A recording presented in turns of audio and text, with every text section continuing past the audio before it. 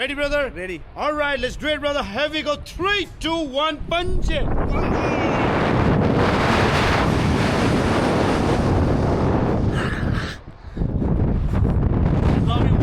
कहिल्यै नगरेको बन्जी गर्न जाँदैछु।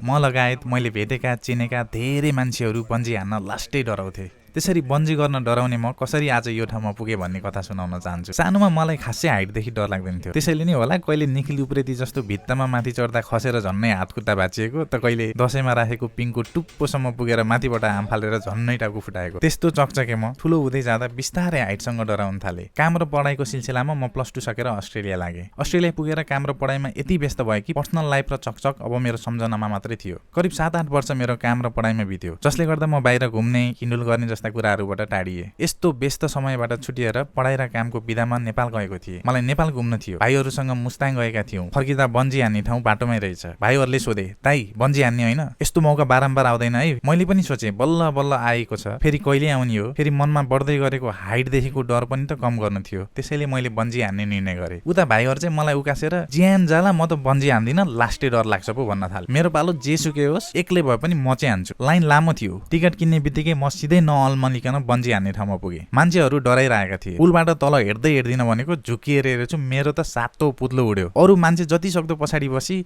अगाडि जान डराइरहेका थिए। म भने त्यहाँ जति बेर कुर्छु त्यतिन्जेल मुटुको ढुकढुकी रहन्छ भनेर सिधै अगाडि गएँ। सेफ्टी हार्नेस चेक गरेर हाम फाल्नको लागि पुलको अघितिर लागे। टुप्पोबाट तल हेर्दा त अब म फर्किन्छु, हाम फाल्न सक्दिनँ भनेर सोचेँ। तर अब ढिला भइसकेको थियो। ढ्याम्म हाम फाल्दा अब त म परलोक भएँ भन्ने सोचाए। Now, brother, smile to the camera and thumbs up. है त माथि हेर्नुस् brother, हातलाई मुट्ठी गर्ने, हात यतिकै राख्ने. On my countdown, big dive, okay? Brother, are you ready? Kind of. Yeah, not kind of, brother. You have to ready, eh? Yeah. Ready, brother? Ready. All right, let's do it, brother. Here we go. 3, 2, 1, punch it.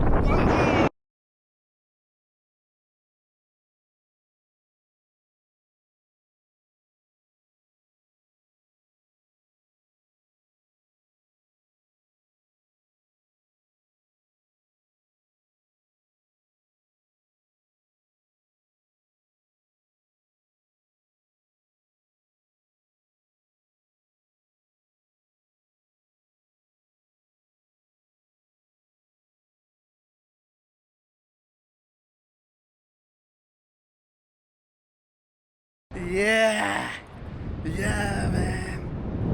That was an experience.